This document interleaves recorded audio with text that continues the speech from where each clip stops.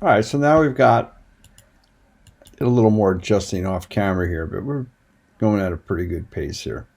The problem is, I'm sure you're all thinking about this. There's no, it looks very unnatural without the ball rotating. You know, the ball's not going to bounce like this with just always staying in the same position. Uh, Now, what we can do then is decide. I'm going to turn the hit the letter E, and I think what I want is this rotation X here. As I turn that, you can see that's affecting that value, so that is what I want. So I'm going to start at frame 1, keyframe at 0, go to the last keyframe. Now, if you notice, what I've done here is I've actually added an extra keyframe here on the translation. So it's ball is bouncing, and it kind of keeps a steady pace to about here, and then it starts to slow down from this one last bounce. Now it's on the ground, but it's not changing the Y, but it's still continuing to roll a little bit, and that's what I wanted to do. I want to roll to a slow stop. All right, so that point, if I go to that end keyframe by using the go to next keyframe thing. All right, now if I go back to the Z, I'm sorry, the rotation X, and I say rotate that guy, and I want to make sure, again, I'm going in the right, this is the direction I want it to look. So you can see I'm changing up here. I'm going in this negative direction. So I'm going to actually have it rotate like a negative 3,600 degrees. It's going to rotate 10 times.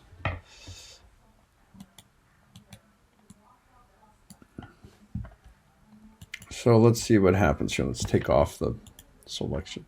Now I want to see the rotation. One way to help myself is go under the shading and say wireframe unshaded. And now I can see a little better the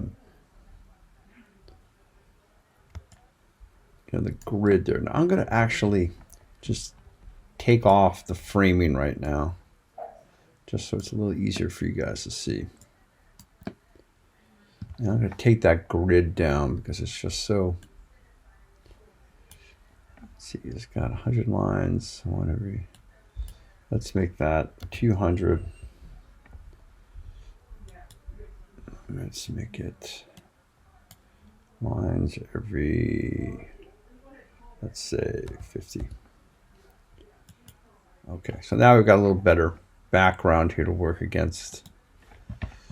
And let's see. You see now the ball is spinning. Okay, and we've got probably a very consistent spin here.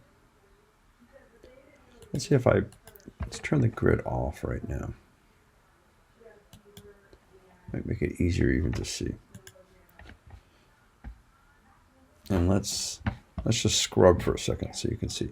So, okay, I'm going, and you see the ball's spinning.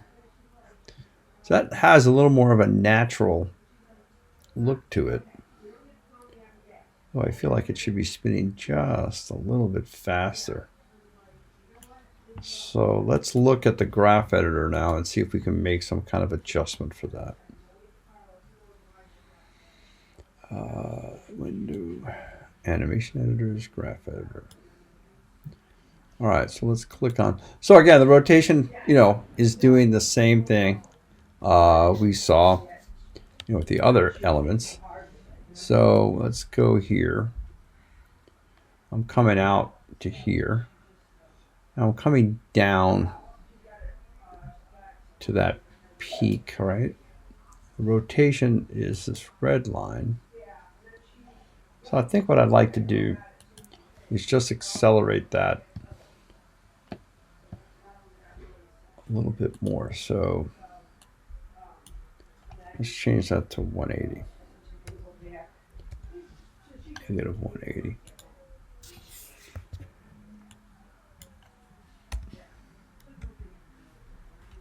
Key it for a second. Okay. So now I got this keyframe. So theoretically what should happen is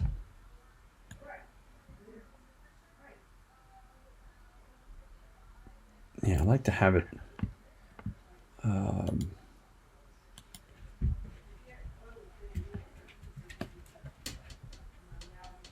to maybe just a little faster. And let's break the tangent here.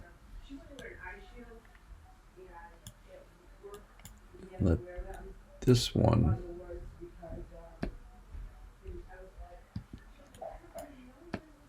let's accelerate these now. So it's got to roll. Let's see if I'm right. But I think what will happen is it's going to roll a little slower in the beginning and then pick up some speed. Okay, so that's going pretty well. And then I think again here at the end,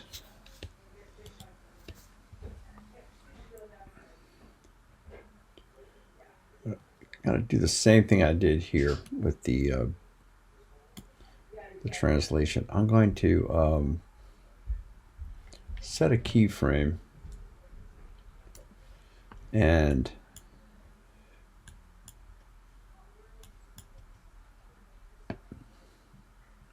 try to make that a little bit more of a, you know, a straight line down. So it's really accelerating pretty much. And then as it gets to this point, it slows down. What I might want to do too is just, I don't think I can go any flatter than I am here. But I'm going to try just a little bit. All right, let's see what we get.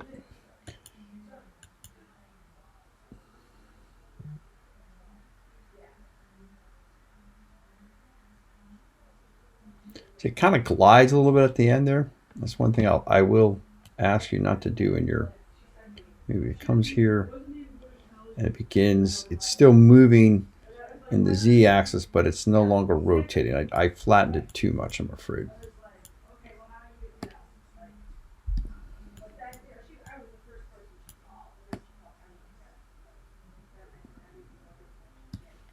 Oh, let's see if I can get it to, so I don't want it to stop rotating until it actually stops moving. That's the key.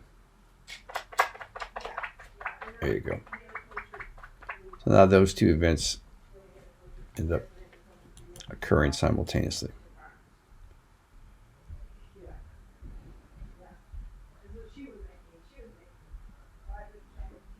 Okay. So that's what we needed for the rotation. We can get subtler if we want. We can go back in here and decide, okay, it's going to rotate a little slower as it climbs, accelerate as it comes down. As it gets to the top, it's going to slow down the rotation, then pick up again. And that would require just basically setting more keyframes. So if I'm here, I could set a keyframe here for the rotation and then decide that I'm going to break that tangent a little bit. And middle mouse move that. So it actually comes, moving it this way actually, so it flattens a little bit before it. And then that way it should slow just a little bit as it gets to the peak there. And then as it comes down, it will come down faster. The rotation actually will occur a little more rapidly. Okay, and I could exaggerate that by accelerating that. So I could do that at each one of those points. So it slows and speeds up, slows and speeds up just subtly. And that will add another layer of really just quality, you know. So you can decide, I'd like you to do that if you have the time. That would definitely be more work for you. But it will also, like I said, add another layer of quality. Oops, I gotta break the connection because I accidentally sent the rotation on the wrong thing. So if you inadvertently key the wrong thing, the wrong value, you can go and say break connection from this list. And now that no longer has a keyframe. So now I have a keyframe here. And again, I can break its tangency and slow pace a little bit and then speed it up a little bit as it comes down. So it's very subtle, and that's the reason. See, it has just a little bit more. Okay. Anyway, there's the way to doing the rotation.